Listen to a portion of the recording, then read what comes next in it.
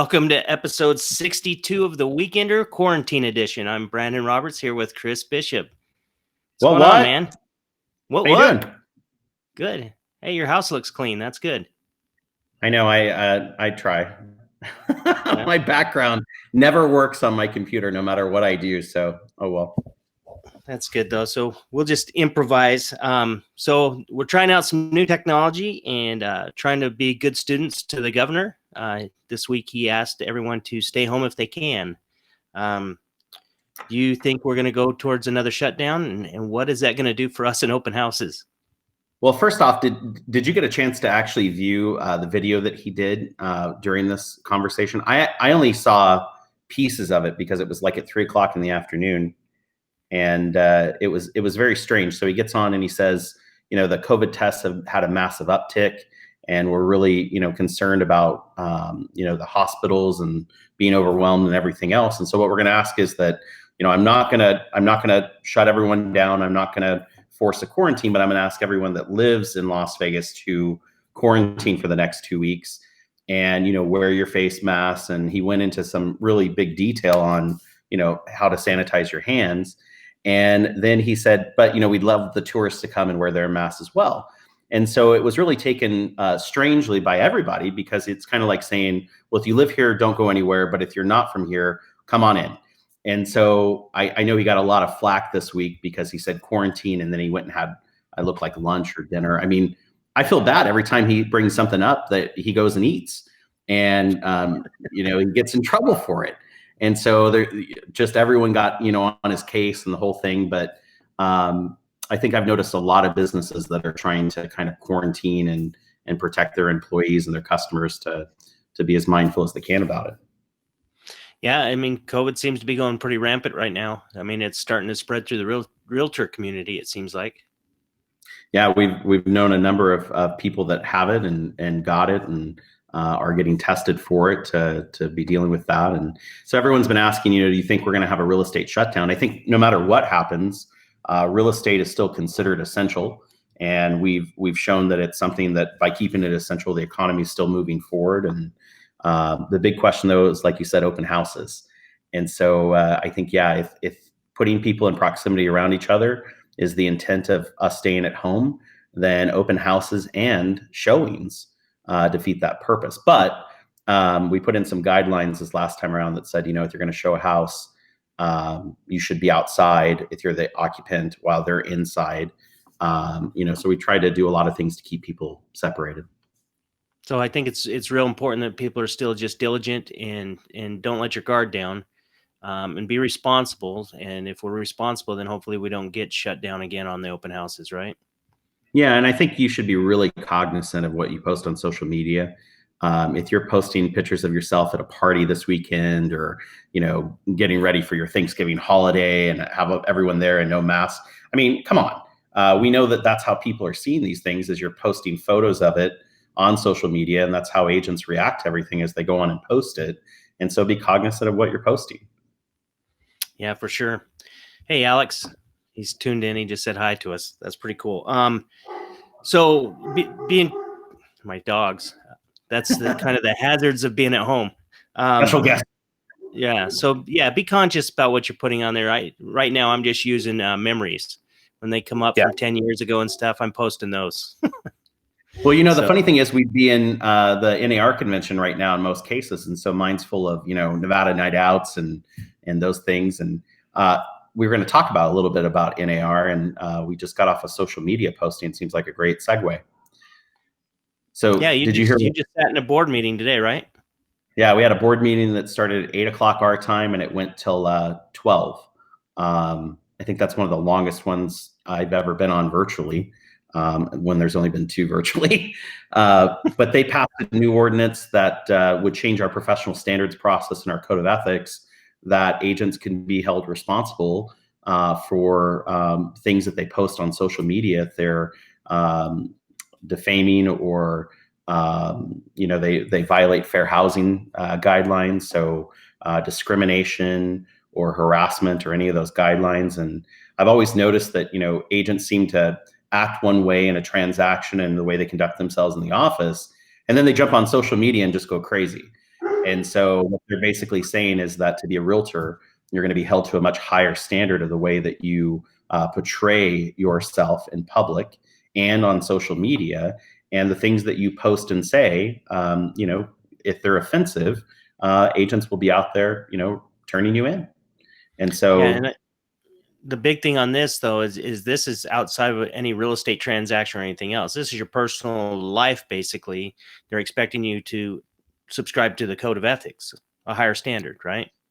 yeah, and that was the hour and a half debate that went on with the directors. Everyone's talked about raising the bar of professionalism and what it means to be a realtor.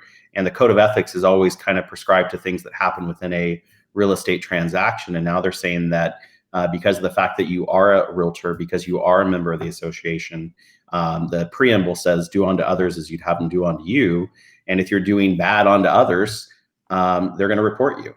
And so if you're in public and you have that R as part of your life, it's going to mean more. And so I get the reasoning behind it. I think that some of it was a massive reaction.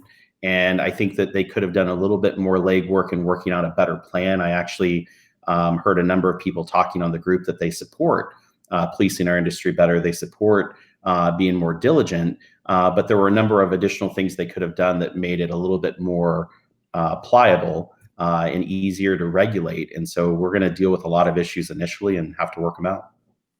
Right. So do you think, well, I was reading the memo put out by NAR today on it, or the announcement. And then there was also a link to a video that I watched. Guy mentioned that there would be some other videos and trainings and stuff like that to come out to clarify a lot of stuff. But do you think that it's going to increase the number of complaints right off the bat? I think it's going to be based on the reaction from the membership. I think that there are a lot of people, and I've seen them and you've seen them, where people have gotten on and posted some horrific things. And what's interesting about Southern Nevada and Nevada in general is there's no bashfulness from agents telling you when they don't like something you post or think that you shouldn't have done it and things like that. I mean, you see hundreds of comments that happen around, my Facebook page is full of realtors. Horrible for prospecting, but it's great for relationships in the business. And they're very vocal. And so I think the point is that you should not be using social media to post, things that shouldn't be there. If you can't say it to your mother or to your client, you shouldn't be saying it. And I think that that's what they're saying. Yeah, and be careful of even the private groups, because all it takes is some realtor or somebody to screenshot something and you're up there and there's a complaint filed. Yeah, I mean, I think the other piece of it is it's about public perception too. I mean, I've seen fantastic realtors that they have this great business page where they have a professional photo and they look great and they've got all their client testimonials on there and all the reasons why you should pick them as a realtor. And then you go on their Facebook page and it's them dropping the F-bomb like crazy, giving their personal opinions and they're nude on the beach. I mean, it doesn't make any sense, and people are checking those things out when they go to pick you as their agent. And so that's kind of NAR's stance is you shouldn't be doing that and it shouldn't be public. And I think they're also going to have the problem with just frivolous things of, we did a deal together and you really upset me. And so can I file a complaint against you and claim harassment? We may see that. Yeah, we might. The other thing is it's not saying that you can't have your freedom of speech and you can't have your opinion. It's basically just saying if you're saying anything derogatory or hateful towards the protected classes and different things like that, right? Yeah, and that's exactly the point. And I think what's happened though is the sensitivity of what people consider hateful or harassing has changed dramatically between what it was 10 years ago. And I don't think it's about tolerance. I mean, hatefulness and those things, they're not tolerable anytime. But I think that people get their political opinions and they start saying things that shouldn't be said, and that shouldn't be in a public forum or said anywhere that you're representing that you're a realtor while doing it. And at the end of the day, being a member is a privilege. It's not a right. Right. Just because you have a real estate license doesn't mean that you're a realtor. It means that you've joined this group for the additional value and what it means and what it stands for. And so I think they've taken that step to say this really is next level. And so time will tell. This just rolled out. I'm sure Inman and Riz Media and the others will published a number of articles and interpretations. And funny enough, Brandon, it's going to fall on your presidency with you and Aldo that you guys will see the mass effects of what happens to our process. And you guys will be the ones reacting to it. Yeah, and I read that it went into effect today, but it can't go retro on any previous post. But from today forward, it's in effect. Yeah, and I think that was done to send a message. They wanted a clear message that this is serious. This is something that will no longer be tolerable for the lack of professionalism in our industry, and that this type of hate crime or harassment will no longer be tolerated. And so I think that is the right stuff after it was passed, was to make it immediate. Right. So we'll be watching this story closely and updating everybody as the weekenders go on, for sure. But before we go, I do want to congratulate you on winning Realtor of the Year. Congratulations. Yeah, I just found out, usually it would have been at a state installation. But to be clear, I won Realtor of the Year for Nevada Realtors, which is a massive honor, and I'm very humbled to have received it. And it's only because of the amazing heroes and mentors such as yourself and Lynham and my parents and Jack Woodcock and George Peak and Joanne Levy and all the people that I've known over my life and been part of, that have kind of JC Melvin, that have motivated me to do this, and I'm just so thankful for all of them.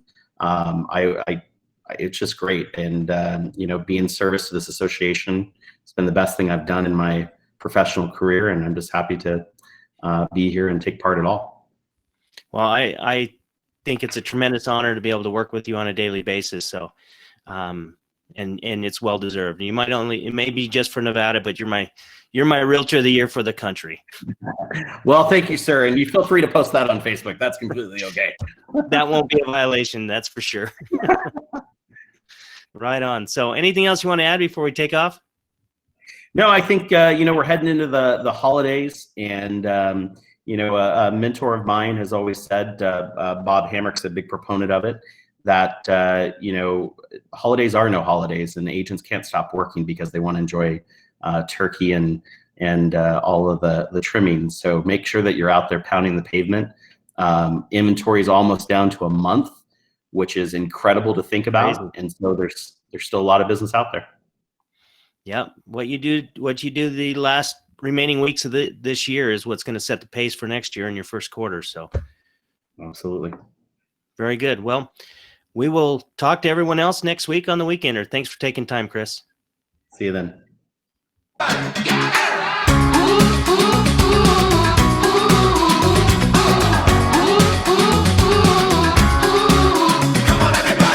I feel the change coming, it's closer every day.